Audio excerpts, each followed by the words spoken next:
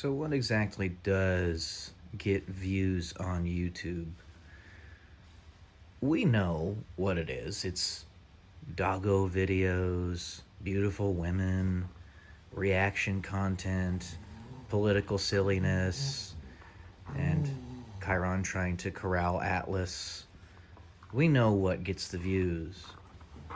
But how can we combine that with what we want to post? Content that is transformative, new, applicable to our lives, and is providing something good to the world that isn't simply noise. You have to find some way to intersect those things if you want to get the views and therefore the money that comes along with it. Now, for me, I'm going to post content on this channel no matter what, and the money that I make off of the videos is just a nice little bonus. It's kind of a little commission for the essays that I do and the other various types of content. But it would be nice if I could figure out a way to truly make this work as a monetary source. Because you see, as I've said many a time, and it is absolutely true, there's no doubt about it, money cures 95% of all of our problems. For instance, I'm 5,000 miles away from my girlfriend right now. If I had enough money to not have to worry about it, I could fly there and back whenever I want. But the thing is, I don't. The reason I have the money to spend when the time calls for it is because I don't spend it willy-nilly on silly stuff. Willy-nilly silly. Interesting turn of phrase there, huh? But if I had 10 times the amount of money I do, then I could just go whenever I want. And in addition to that, I could get all the proper accommodations. I could get a first-class flight and be escorted onto the plane so that I wouldn't have to worry about my leg problems. You see, it's a logistical train and headache, even to get yourself set up with a cart through the airport itself with the disabilities that I have. I know they set it up and try to make it as accommodating and as easy as possible, but it is still a challenge. And especially on your first handful of times, you're not going to get everything right. So it takes a pretty hefty effort. Money would cure this. Not only would I have the money to go back and forth from Ireland to the United States whenever I want, but I could also, if need be, hire specialists that would be able to take care of most of that stuff for me. I could get a travel agent that would take care of all of the logistics. But, as it is, travel agents usually, they have to get a commission in order to make their job worthwhile.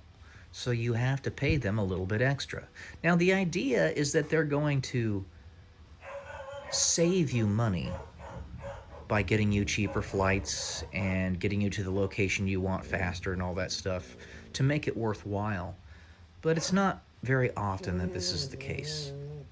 For instance, my girlfriend, when she came here back in earlier this month, she had a 16-hour layover in Boston. Now, this got her a cheaper flight, which is what she needed, but it was at the cost of a lot of wasted time. And if it were me, with my leg problems, stuck in the airport for all of that time, it would be an extreme challenge. The last time I went to the airport, which was back in 2023, I want to say, I went to go visit my properties in Dayton, Ohio, and it was excruciatingly painful because the airports that I had to go through were gigantic, and I had to walk almost the whole way. I stopped several times because my feet went numb and had claudication, which is the pain that you get when you work out and don't get enough oxygen to your muscles and stuff. That's what happened. Stay. That's what happened. And hey, lay down. Lay down. That's what happened. And ultimately, I finally did get on the planes every time, and I was, sweating bullets, totally exhausted. And this is a guy who used to run marathons. So I've explained it to you guys many a time, that I've been attacked by said principalities, and it's destroyed many parts of my body, which I'm trying to get back. My hip is currently just killing me at the moment. It hurts so bad. I don't know what happened to my hip. I mean, I have an idea, but I'm not going to mention it here. Anyway, so it's a logistical train, and I could get people to take care of that for me if I had the money. And that money could come if YouTube would give my videos views. It's a starvation mode that the world is trying to put me in, but through the help of God and a lot of decent people that are trying to fight back against the parasitic forces behind the scenes, I've managed to get what I have. And it's enough, but that's the thing. It's only enough. I'm not thriving. I'm simply sustaining. Better than surviving, but sustaining. And when you're literally at a forward operating base in hell, which Earth is very close to that. It's not hell, but it's close because of the principalities in charge. Then to get what I have, considering what I'm trying to do, is asking a lot. And I can't be mad about it. I'm not. But man, if YouTube would just let it happen and stop hiding me and, forgive the pun, but dogpiling on me to keep it occluded whatever I'm trying to accomplish. What I mean by that is, it seems the moment I started to take YouTube really seriously, everybody did. And that's not because I don't think creatively. I do. But for some reason, I seem to be attached to the global zeitgeist, and people seem to follow me around. Whatever that may be. That's what happened with the slot machine channel. You have to pay money in order to play slots in real life. And that should be a barrier to entry in and of itself, because most people don't want to do that. And therefore, you'll have a little bit of a filtered market. But when we started getting into the slot machine stuff and making slot machine content, even with that, everybody started posting slot machine content. And if you want to make the excuse that this is the reason we're not getting views, then you have it. It doesn't make much sense, but that's what happened. And I know that I'm not an unoriginal thinker. So I know that I have capacities that go beyond the norm. And as a result, it does not make sense that people would be able to follow me around wherever I go, doing whatever I do, if it were anything other than me being attached to the global zeitgeist in some way, shape, or form, or another entity being attached to the global zeitgeist, seeing what I'm doing and taking into consideration what I'm doing to affect the global zeitgeist. So either me or somebody in a third party doing it. One way or another, it could be why my videos are not getting as many views as they should. I'm glad that they are getting views, and I'm glad that the channel is growing. Don't get me wrong. But what is it that I need to do to really set myself apart in a way that most people cannot do and or are not willing to do? I thought we did that with the slot channel, but it appears not.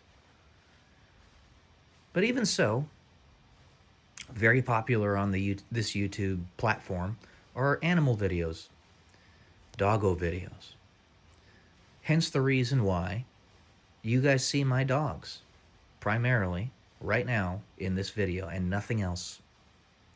Because maybe this will get a few more people to watch. It's an attempt. But it's not just that. It's also the fact that my dogs aren't going to be around forever. I love my doggos, and I want to be able to remember them when they pass on. Atlas is 2 years old, and Chiron is 8. The average life expectancy of a border collie is between 14 and 18 years old, which is a very long life for a doggo because they're basically what a dog should be and are physically healthy. So Chiron is already, on average, more than halfway through her life. If I'm lucky, I'm going to try to get 25 years out of her. If I'm lucky, I can get her there. And Atlas is at the beginning of his life. I want to have memories. And I'm sure you guys do too. So I guess the main lesson in this video is find a way to set yourself apart. And even if it doesn't succeed, it did succeed. Because just as Thomas Edison said, he failed 1,000 times at trying to figure out the right combination of metals and materials to use to make a light bulb. And what he said when he was asked why he kept going, he said, I found out 1,000 ways not to make a light bulb. So he still succeeded. Very similar to what is talked about on the movie Interstellar, when the main doctor that's trying to figure out, the guy played by Michael Caine, how to solve the gravity problem, basically cancel out gravity and be able to send their spaceships up into space that are whatever size they want. He said it only has to work once. And he was right. So that's what I got for you guys today. It only has to work once, and you figure out ways that don't work. We'll see what happens. Keep pushing. We'll figure out a way to beat the beast. All right.